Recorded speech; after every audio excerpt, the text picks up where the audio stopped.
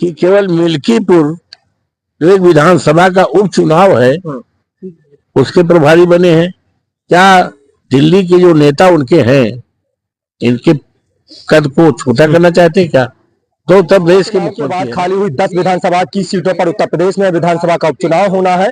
बता दें कि सबसे ज्यादा जो चर्चित सीट है वो अयोध्या की मिल्कीपुर विधानसभा सीट है, जहां से अवधेश प्रसाद जी पहले विधायक थे। अवधेश प्रसाद जी अब अयोध्या से नवनिर्वाचित सांसद हो चुके हैं और वहां जो है जो सरकार है अब चुनाव नहीं करवाने जा रही है। अब उत्तर प्रदेश की 10 में से 9 विधानसभा सीटों पर चुनाव होगा। हमारे साथ बातचीत करने के लिए अयोध्या से सांसद अवधेश प्रसाद जी हैं। सबसे पहले भारत खबर 24 पर बहुत बहुत स्वागत है आपका। मैं अभिनंदन करता हूँ, स्वागत करता हूँ कि सच बात को आदरणीय जनता के सामने देने के लिए हमसे बातचीत कर रहे हैं।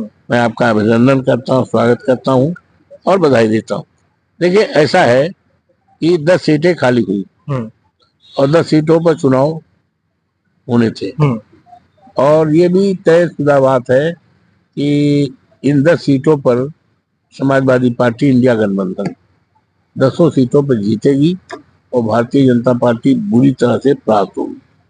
अब सबसे ज्यादा डर और दहशत तो हमारी सीट से, और उस दिन से डर और दहशत हो गई जिस दिन से हम अयोध्या जनपद की फैजाबाद सीट वहां की देवतुल्य मतदाताओं ने, प्रभु श्री राम की कृपा ने, हनुमान जी की कृपा ने, माँ सरजू माई की कृपा ने और हमारे नेता अखिलेश यादव जी के निर्णय और कृपा ने जिता दिया, जिसकी चर्चा आज सारे देश और दुनिया में है। भारतीय जनता पार्टी इसकी सफाई नहीं दे पा रही क्योंकि भारतीय जनता पार्टी को पूरा वो था कॉन्फिडेंस कि हम जीतेंगे क्योंकि हम राम को लाए हैं, तो वो उनका वो हारे। और मैं समझता हूँ कि ये हमारे मुकाबले जो हारा है वो कोई उम्मीदवार नहीं हारा है, बल्कि भारतीय जनता पार्टी की विचारधारा हारी है। और इस विचारधारा ने सारे देश और दुनिया को संदेश दिया कि भाई देश में धर्म के नाम पर राजनीति नहीं चलेगी। राजनीति चलेगी संविधान के नाम पर, राजनीति चलेगी मीडिया के नाम पर, राजनीति चलेगी। इस देश में करोड़ों करोड़ों नौजवान हैं जो बेरोजगार है, पढ़े लिखे हैं, अपनी डिग्रियां जला रहे हैं, आत्महत्याएं करने बेबस हो रहे, उनके लिए सर्विस सरकारी इस सोच की सरकार बनाने के लिए ये राजनीति चलेगी। तो इसलिए ये मिल्कीपुर सीट जहां से 12 में हम 35-36 हजार वोट जीते हैं, हम 22 में जीते हैं और जो 4 जून का अभी नतीजा निकला है लोकसभा का, तो ये हमारे लोकसभा में फैजाबाद अयोध्या जनपद की लोकसभा सीट में मिल्कीपुर भी सीट है, तो इस सीट से हम जीते हैं, इस सीट से भी जीते हैं। तो ये जानकारी है। और आदरणीय योगी जी मुख्यमंत्री जी 4-4, 5-5 बार दौरा कर चुके। आज भी आप चले जाओ तो 1 दर्जन से ज्यादा इनके मुख्यमंत्री लगे 2 महीने से, कुमारगंज यूनिवर्सिटी में रह रहे हैं, दौरा कर रहे हैं, लेकिन ये सब बेअसर है।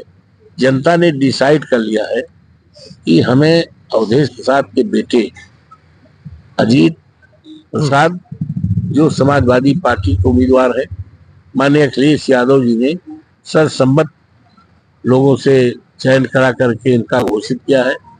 इनको हमें जिताना है। इनके जीतने से क्षेत्र में आपसदारी रहेगी, भाईचारा रहेगा और आतंक नहीं रहेगा और विकास का काम होगा। लोगों पर विश्वास है, हम पे विश्वास, और किसी व्यक्ति के प्रति विश्वास एक दिन में नहीं बनता, 2 महीना, 4 महीना, साल, 2 साल। तो जनता हमें आजमा चुकी है, हम पर यकीन और भरोसा कर चुकी है। इसी भरोसे के आधार पर मेरे बेटे अजीत को भी 50,000 से ऊपर या योग कहिए भारतीय जनता पार्टी की जमानत नहीं बचेगी, उसकी जमानत। अवधेश जी, एक सवाल है, क्या लगता है आपको कि भारतीय जनता पार्टी के लिए जो अयोध्या की मिल्कीपुर विधानसभा की सीट है वो नाक और साख की लड़ाई बन चुकी है? क्योंकि पिछले दफा जो लोकसभा का चुनाव हुआ, अयोध्या में सबसे ज्यादा ट्रोल किया गया। कहा कि अयोध्या से जहां राम मंदिर का उद्घाटन किया गया, राम मंदिर का निर्माण हुआ, वहां से भारतीय जनता पार्टी बुरी तरह से हार जाती है, तो वहां पर सबसे ज्यादा ट्रोलिंग भी भाजपा को उसका सामना करना पड़ा। तो इस बार नाक और साख की लड़ाई बन गई है, क्योंकि मुख्यमंत्री खुद वहां की जिम्मेदारी संभाले हैं और प्रभारी है वहां के। अब इसी से अंदाजा लगा सकते हो कि माननीय मुख्यमंत्री जी, जो उत्तर प्रदेश के मुख्यमंत्री हैं, और देश में जो चुनाव होता है तो स्टार प्रचारक होकर सारे देश में घूमते हैं। आखिर क्या वजह है कि केवल मिल्कीपुर जो एक विधानसभा का उपचुनाव है उसके प्रभारी बने हैं? क्या दिल्ली के जो नेता उनके हैं, इनके कद को छोटा करना चाहते हैं क्या? तो उत्तर प्रदेश के मुख्यमंत्री है ना। तो ये सब मिलाकर ये है कि भारतीय जनता पार्टी पूरी दहशत में है, डर में है। और दूसरी बात ये भी आप सोच सकते हो कि ये जानकारी दिल्ली के जो नेता हैं, इनके भारतीय जनता पार्टी के बड़े नेता, वो कहीं न कहीं बाबा से कुछ नाराज लगते हैं। अच्छा, मुख्यमंत्री से, और उनके कद को छोटा करना चाहते हैं, इसीलिए उनको केवल मिल्कीपुर का सीट दिया है। और ये सीट निश्चित तौर से भारतीय जनता पार्टी हारेगी, समाजवादी पार्टी जीतेगी और एक नया इतिहास कायम होगा। सियासी गलियारों में चर्चा तेज है, कह रहे हैं कि अगर मिल्कीपुर विधानसभा चुनाव भारतीय जनता पार्टी हार जाती है तो ऐसे में बाबा से जो नाराजगी की आप बात कर रहे हैं कि दिल्ली और जो उत्तर प्रदेश में नहीं इस समय बन रही है, तो कहा जा रहा है कि कोई दलित चेहरा आएगा, उत्तर प्रदेश का जो मुख्यमंत्री है वो बदला जाएगा और किसी दलित चेहरे पर जो है भारतीय जनता पार्टी दांव लगा सकती है। अब ये भारतीय जनता पार्टी काम है भाई, ये हम दूसरे के पार्टी में हम न दखल रखते हैं, न भैया हम जानकारी रखते हैं। हम तो अपने घर को देखते हैं। हम तो देखा माननीय मुलायम सिंह जी को, हमने देखा आदरणीय चौधरी चरण सिंह को, हम देख रहे हैं समाजवादी पार्टी के राष्ट्रीय अध्यक्ष अखिलेश जी को, हम देख रहे हैं समाजवादी झंडा को, और हम कहीं न जानते हैं न देखते हैं। ये भारतीय जनता पार्टी का अपना अंदरूनी मामला है। वो किसको मुख्यमंत्री बनाते हैं, बाबा को हटाते हैं, रखते हैं, ये उनका विषय है। उसमें हम कहीं किसी प्रकार का न हमें इंटरेस्ट है, न रुचि है, न हम कहीं इंटरफेरेंस करते हैं। एक अवधेश प्रसाद की वजह से पूरी भाजपा मैदान में आ गई है, पूरी भाजपा सियासी अखाड़े में आ गई है। अवधेश प्रसाद तो एक बहुत ही साधारण कार्यकर्ता है। हाँ। अवधेश प्रसाद तो वो है कि कहीं दूसरी पार्टी में नहीं गए, 9 बार के विधायक हैं, 6 बार के मंत्री हैं। उनकी पत्नी श्रीमती सोना देवी जिला पंचायत के अध्यक्ष रही है। अवधेश प्रसाद न पार्टी बदले हैं, न झंडा बदले हैं, न नेता बदले हैं। अवधेश प्रसाद न अपना वसूल बदले हैं। और अवधेश प्रसाद एक कार्यकर्ता के रूप में राजनीति नहीं करते, बल्कि सेवा करते हैं। मिल्कीपुर में परिवार की तरह सेवा करते हैं, सबको साथ लेकर चलते हैं, और किसी के प्रति कोई अनबला नहीं करते, सबके लिए काम करते हैं। वही भाव आज सांसद हैं।